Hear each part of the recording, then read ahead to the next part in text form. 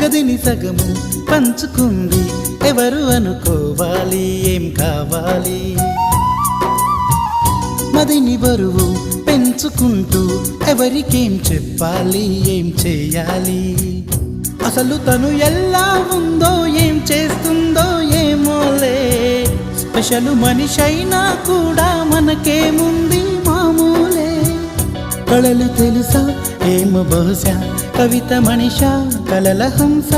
మనసు కొంచెం తెలుసుకుంది కలిసిపోయే మనిషిలాగా మంచి పద్ధతంటూ ఉంది మదిని లాగుతున్నది ఎంత ఎంత వింతగున్నది